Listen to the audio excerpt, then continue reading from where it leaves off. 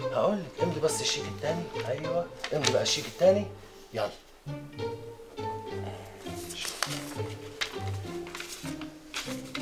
ما لقيتيش غير زكي، ده اطهر قلب في الوكاله.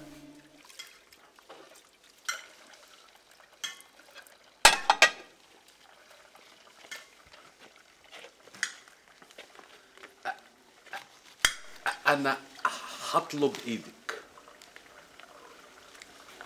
هتطلب ايدي؟ هتطلب ايدي من مين؟ من دوسة. وايش معنى دوسة؟ لو انت عندك حد تاني قوليلي. ومين قالك ان انا هوافق؟ وانت طولي؟ طول يا وحيد، يعني انا مش وقته نتكلم في موضوع الجواز ده دلوقتي يعني. طب اقول لدوسة وهي تفكر معانا؟ مش عارفة بقى يا وحيد، انا بقول يعني تحلي مشاكلك الاول وبعدين نشوف موضوع الجواز. كل حاجة هتتحل يا جنة. كمال وإيهاب واقفين معايا وده مقويني. أنا حاسس إن الخوف اللي جوايا بدأ يخاف مني. وحيد ودي الاطباق السفرة يلا.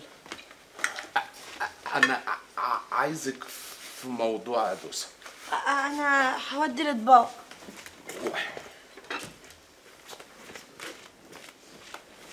خير يا وحيد؟ أنا عايز أتجوز جنة. ايه؟ تتجوزها؟ بنت غلبانة وطيبة واحنا عاشرناها وطلعت بنت حلال.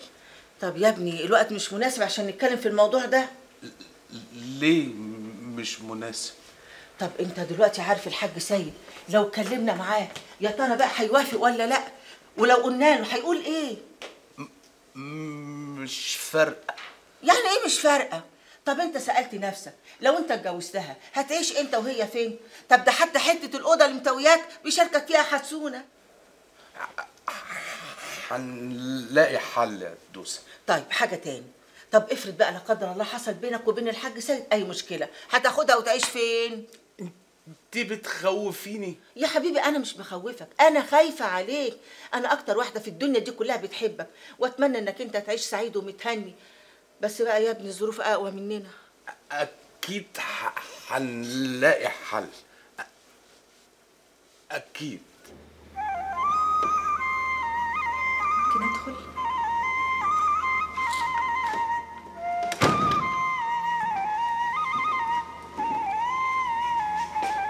من ساعة ما اتقابلنا آخر مرة وأنت مختفي، لا بتطمني عليك ولا بتطمن عليا. هو أنت ليه بتعمل كده؟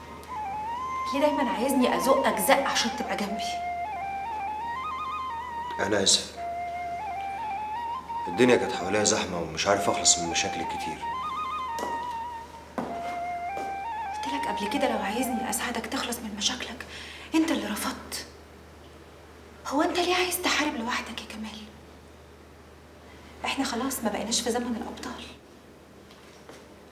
معلش يا لقاء، أنا سبق وقلت لك الحب عايز واحد دماغه رايقة وما فيهاش مشاكل. وأنا عايزة أبقى جنبك. اللي بيحب حد بيبقى جنبه تحت أي ظرف.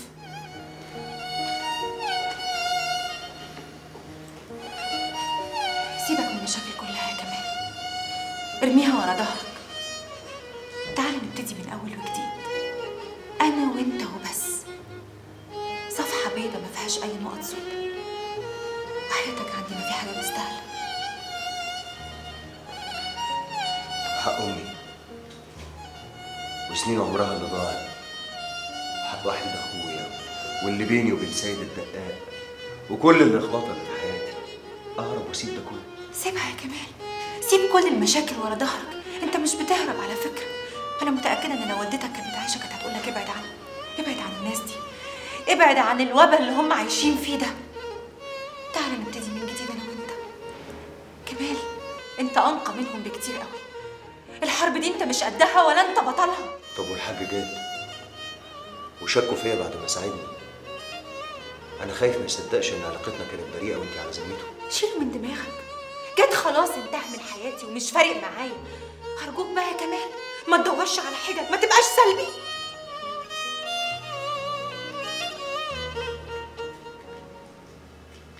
طب وعلاقتك بابويا والبزنس اللي بينك وبينه، هتسيبي كل ده وتبداي معايا من جديد؟ انا مفيش حاجه بيني وبين ابوك. صحيح هو كان بيجري ورايا بس انا كنت جنبه عشان بحاول اساعدك، والبيزنس اصلا ما يهمنيش في حاجه. طب وحقي؟ الفلوس، الموضوع مش بالسهوله دي. هحس ان انا قليل قوي قدام نفسي لو ضيعت حقي. يا اخي طز في الفلوس بقى. هي الفلوس عملت لنا ايه؟ قست قلوبنا على بعض وبس، خلتنا نحارب بعض يا كمال. كفايه عشان خاطري بقى يا كمال. تعالى يا حبيبي انا وانت نبتدي من اول وجديد. تعالى نفرح، نحلم، نحب بعض. المستقبل لسه قدامنا. انا مخنوق مش عارف اخد قرار. ارجوكي بلاش تضغطي عليا اكتر من كده. انا بضغط عليك؟ بص يا كمال، دي اخر فرصه بينا. عشان خاطري، عشان خاطري تعالى معايا نروح للمأذون دلوقتي ونخلص كل حاجه. نفسي اتجنن زيك واعملها. انا ما انكرش ان انا من اول ما شفتك وانت صورتك قدامي طول الوقت. ايوه انا بحبك يا رقاق، بحبك وعايزك، لكن في حاجه مكتفاني مش عارف هي ايه، بس دايما مخلياني متردد، خايف اخد قرار نرجع نندم عليه. يعني مفيش فايده؟ انا اسف بجد.